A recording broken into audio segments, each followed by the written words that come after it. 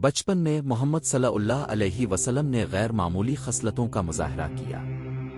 وہ اپنی سچائی، دیانتداری اور دیانتداری کے لیے مشہور تھے۔ انہیں مکہ کے لوگوں میں الامین، قابل اعتماد کا اپنی جوانی میں محمد صلی اللہ علیہ وسلم نے چرواہے کے طور پر کام کیا، جو خطے کے نوجوانوں کے لیے ایک مشترکہ پیشہ تھا۔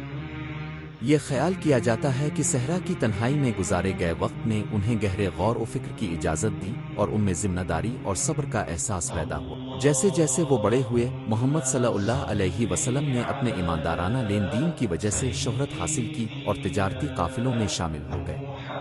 انہوں نے خدیجہ نامی ایک امیر بیوہ کے لیے کام کیا، اپنے تجارتی کاروبار کو سنبھالا۔ ان کے کردار سے متاثر ہو کر خدیجہ نے 15 سال بڑی ہونے کے باوجود انہیں شادی کی پیشکش کی۔ ان کی شادی اس وقت ہوئی جب محمد صلی اللہ علیہ وسلم کی عمر 25 سال تھی اور ان کی شادی خوشگوار رہی۔ ان کے کئی بچے تھے، حالانکہ صرف ان کی بیٹی فاطمہ جوانی میں زندہ رہی۔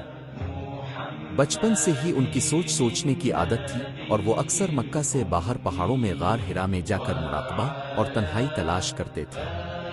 یہ ان میں سے ایک اعتکاف کے دوران تھا، 40 سال کی عمر میں، کہ انہیں فرشتہ جبرائیل کی طرف سے پہلی وحی موصول ہوئی، جو ان کی نبوت کا آغاز تھا۔ ان کی ابتدائی زندگی سادگی اور ایمانداری سے عبارت تھی، جس نے انہیں پیغمبر اسلام کی حیثیت سے مستقبل کے کردار کے لیے تیار کیا۔